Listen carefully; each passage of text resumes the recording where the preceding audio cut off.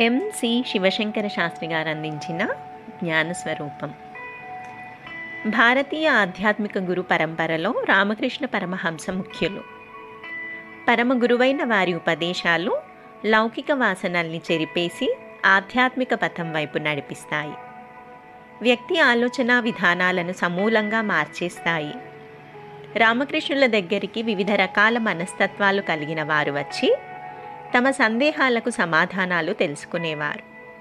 విషయం ఏదైనా ఆయన చిరునవ్వు చిందిస్తూ నవ్వించే మాటలతో చిన్న చిన్న కథల రూపంలో హృదయాలకు హత్తుకునేలా బోధించేవారు. ఒకసారి ఓ భక్తుడు సమదృష్టి గురించి తెలియజేయమనగా ఆయన ఇలా మొదలెట్టారు. సంసార జీవితం పట్ల విసుగు చెందిన ఒక జంట తీర్థయాత్రలకు బయలుదేరింది. భర్త వెనకాలే నడుస్తోంది భార్య. దారిలో అతడికి ఓ వజ్రం కనిపించింది.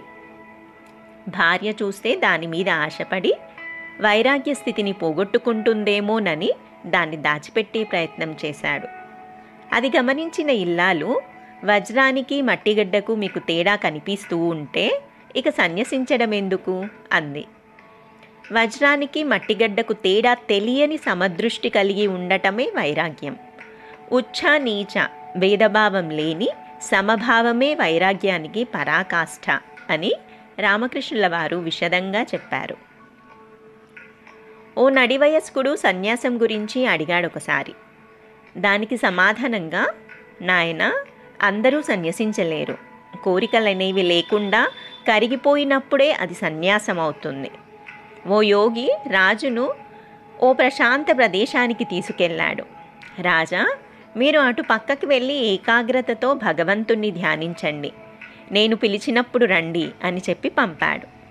కాసేపట్లోనే రాజు తిరిగి వచ్చి, స్వామి, ఏకాగ్రత నా వల్ల కాదు, రాజ్యం గురించిన ఆలోచనలు నన్ను వదిలిపెట్టడం లేదు, ప్రాపంచిక సుఖాలు అనుభవించాలన్న కోరిక విపరీతంగా ఉంది అని చెప్పేశాడట. వైరాగ్యం కానీ సన్యాసం కానీ అంత సులభమైనవి కావు అని చెప్పారు పరమహంస. ఆధ్యాత్మిక జ్ఞానం గురించి ప్రశ్నించిన మరో భక్తుడికి, ఆత్మజ్ఞానం అశాంతిని దూరం చేస్తుంది, మనుషుల్లో నైతిక విలువల్ని పెంచుతుంది, ఒడుదుడుకుల మానసిక స్థితికి శాంతిని చేకూరుస్తుంది, దుఃఖితుల హృదయాలను సాంత్వనపరుస్తుంది అని చెప్పేసరికి ఆయన ముందు ముకిళిత హస్తుడై తలవంచాడు. రామకృష్ణుల తండ్రి మరణానంతరం తల్లి విచారంతో రోజురోజుకు చిక్కి శల్యమైపోతుండేవారు. అది గమనించి, అమ్మా, మనిషికి చావు పుట్టుకలు తప్పవు. నిన్న నాన్న, రేపు నువ్వు, తర్వాత నేను.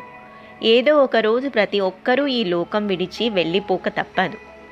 బాధపడటం మాని భగవంతుడి ధ్యానంలో నిమగ్నమై జన్మధన్యం చేసుకో అంటూ తల్లిని ఓదార్చారు. ఇలా భక్తి, జ్ఞాన, వైరాగ్యాలకు సంబంధించిన ఎన్నెన్నో విషయాలను ప్రజావాహినికి తెలియజేసిన మహర్షి రామకృష్ణ పరమహంస. ఆత్మానంద అన్వేషణలో భాగంగా తమను తాము సంస్కరించుకోవాలనుకునే వారికి ఆయన బోధలు దారిదీపాల వంటివి.